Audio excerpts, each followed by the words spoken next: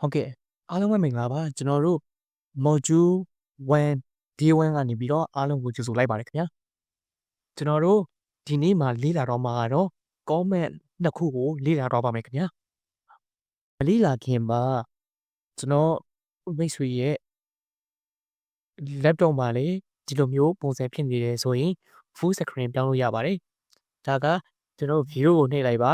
အဲ့မှာ full screen mode ကိုနှိပ်လိုက်လို့ရပါတယ်ဒီမှာဆိုရင် screen က full screen ပုံစံဖြစ်သွားပါပြီခင်ဗျာဟုတ်ကဲ့ပါအဲ့ဒါဆိုရင်ကျွန်တော်တို့ဆက်စားအောင်ဆုံးလေ့လာမဲ့ comment လေးနာမည်ကတော့ man လို့ပဲခေါ်ပါတယ် man man ကကျွန်တော်တို့ဆက်စားအောင်ဆုံးလေ့လာမဲ့ comment လေးပါ man ကဘယ်လိုအခြေအနေမှာသုံးလဲဆိုတော့ဘယ်လိုအခြေအနေမှာသုံးလဲဆိုတော့မပြောခင်မှာသူ့ရဲ့အဓိပ္ပာယ်ရှင်းလင်းချက်လေးကိုပြောပြချင်ပါတယ်ဒီကောင်က Linux comment တိုင်းရဲ့အဘိဓမ္မာပဲ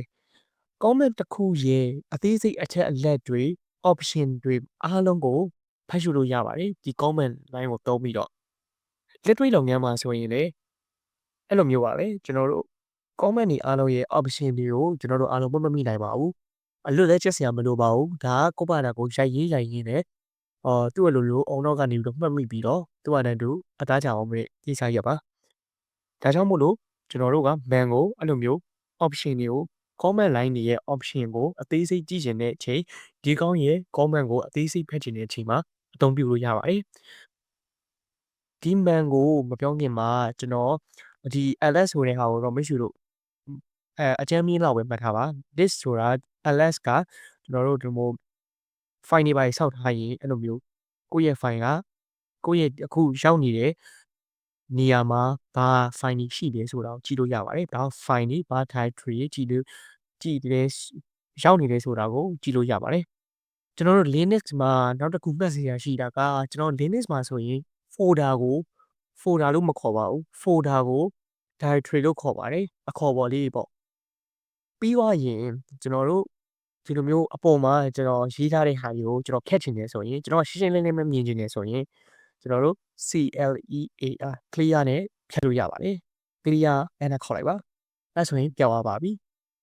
ဒါလေးလည်းမှတ်ထားပါဒါကတော့အမြဲတမ်းသုံးနေရမှာဆိုတော့တစ်ခါလောက်မှတ်ပြီးတော့ကိုအမြဲတမ်းသုံးနေရင်လည်းဒီသားကြောက်ပါလိမ့်မယ်ဟုတ်ကဲ့ပါကျွန်တော်တို့ man ကိုဆက်လိုက်ရအောင်ကျွန်တော်ခုနကတော့ ls ကဘာကိုပြောချင်လဲဆိုတာပြီးသွားတော့ပါပြီအဲ့ဒါဆိုရင်ကျွန်တော်တို့ဒီ man ကိုအဲ့ဒီ ls ဆိုတဲ့ comment line နေနဲ့တွဲပြီးတော့သုံးကြည့်ရအောင်ကျွန်တော်တို့ဥပမာဆက်တာအောင်ဆို ls လို့ပြောလိုက်တာဟာဒီ ls ကဘာလဲပေါ့ဒီကောင်းนี้အနောက်မှာ option တွေရောလိုက်လို့ရလားဘယ်ဟာ option တွေလဲဟုတ်ကျွန်တော်အဲ့ဟာကိုပြပြပါမယ်ကျွန်တော်တို့ man ls ဆိုပြီးတော့နှိပ်လိုက်ရင်ကျွန်တော်ဒီမှာတွေ့ရပါပြီ ls ဆိုတာဘာလဲအပေါ်မှာတစ်ခါရေးပါတယ် name this directory contents okay ပြောရင်သူ့ရဲ့အသုံးပြုပုံလေးလည်းပါတယ် ls လာမယ်ပြောရင် option ပါမယ် option ပြီးသွားရင် file လာမယ်ဒီကောင်ကသူ့ရဲ့အသုံးပြုပုံကတစ်ခါရေးပေးထားပါတယ်ကိုဒီမှာကိုယ့်ရဲ့ keyboard ကနေပြီးတော့ down arrow လေးရော up arrow လေးနှစ်ခုစလုံးကိုသုံးပြီးတော့ဒီလိုကြည့်လို့ရပါတယ်ဘယ်ကဘလို့ဆိုပြီးတော့ဒီရှင်းချကြည့်လို့ရပါတယ်ဒါက option တွေပါပဲကိုကအရှိရိုက်ချင်လည်းရတယ်လို့ကိုကစကလုံးကိုအတူလေးရိုက်လို့လည်းရပါတယ်ဒါ option တွေပါပဲဟုတ်ကဲ့ပါအဲ့ဒါဆိုရင်ကျွန်တော်ဒီထဲကပြန်ထွက်မယ်ဘယ်လိုပြန်ထွက်မလဲဖတ်ချင်တယ်ဆိုရင် Q ကိုနှိပ်လိုက်လို့ရပါတယ် Q ကိုနှိပ်လိုက်ပြီဆိုရင်ကျွန်တော်အောက်မှာကျွန်တော်ထော်သွားပါပြီကျွန်တော်အပေါ်ကိုဒီတိုင်းဖြစ်နေတာမျက်လုံးရှုပ်တယ်မဖြစ်စေချင်ဘူးရပါတယ်ကလေးရအောင်နှိပ်လိုက်ပါဒါဆိုရင်မဖြစ်တော့ပါဘူးဟုတ်ကဲ့ပါကျွန်တော်တို့ထပ်ပြီးတော့ဆက်လိုက်ကြရအောင်ဒီတော့ဆိုရင်တော့မိတ်ဆွေတို့တော့ပေါ်တော့ပါပြီ man ကိုဘယ်နေရာမှာသုံးလဲဆိုတာကိုကျွန်တော်နောက်တစ်ခု comment တော့မဟုတ်ဘူးခင်ဗျဒါကလေဒါ comment လို့လည်းပြောလို့ရတယ်လို့ comment လည်းမဟုတ်ဘူးပေါ့ဘယ်လိုပြောရမလဲကျွန်တော်တို့ English လိုမျိုးပြောမယ် English ဆိုရင်တော့ကျွန်တော်တို့အကူအညီတောင်းတဲ့ပုံစံပေါ့ help ဆိုတဲ့ဟာလေးပါဘယ်လိုမျိုးလဲဆိုတော့ဥပမာခုနကတော့ ls နဲ့ပဲကျွန်တော်ပြပါမယ် ls ကိုနှိပ်ပြီးတော့ကိုကဒီ help ကိုကြတော့မေးဆိုလို့ရှိရင်မေးဖို့မေးနိုင်ပါတယ်ငါတို့က man ကိုတည့်ရတဲ့နဲ့ခုနကတော့ဒီ cm ဒီ comment line ကိုရဲ့အသေးစိတ်ကိုကြည့်လို့ရတယ် man ကိုတည့်ရတဲ့နဲ့ဘာဖြစ်လို့ဒီ help ကိုထပ်ပြီးတော့လေ့လာအောင်မလေးလို့မေးစရာမေးခွန်းရှိပါတယ်ဘာဖြစ်လဲဆိုတော့ဒီ help ကကြတော့ man လောက်အရှိကြီးမဖတ်ချင်ဘူး man လိုမျိုးကြီးအတွင်းကြကြတွားပြီးတော့မဖတ်ချင်ဘူး ဒါပေမဲ့ကိုကအမြန်တော့လိုချင်နေဆိုတဲ့အခါကျရင်သုံးလို့ရပါတယ်အဲ့ခါကျရင်ဘယ်လိုနှိပ်ရမလဲဆိုရင် ls.hub ကိုနှိပ်လိုက်လို့ရပါတယ်အဲ့မှာပေါ်ပါပြီကိုကဘယ် option ကိုဘယ်လိုကြည့်ချင်လဲဆိုတာမိတ်ဆွေကဒါကိုတစ်ချက်ကြည့်ပြီးတော့မိတ်ဆွေနည်းနည်းတော့ရောရနိုင်ပါတယ်ဘာဖြစ်လို့လဲဆိုတော့ဒီ hub ဆိုတဲ့ဟာကဒီလိုမျိုးတန်းနေလိုက်မယ်ဆိုရင်စာသားတွေကအရင်ရှိပြီးတော့ကိုကအပေါ်ဝဲတွားဆွဲကြည့်လို့မရပါဘူးဒါကြောင့်မို့လို့ကျွန်တော်တို့က hub ကိုသုံးမယ်ဆိုရင်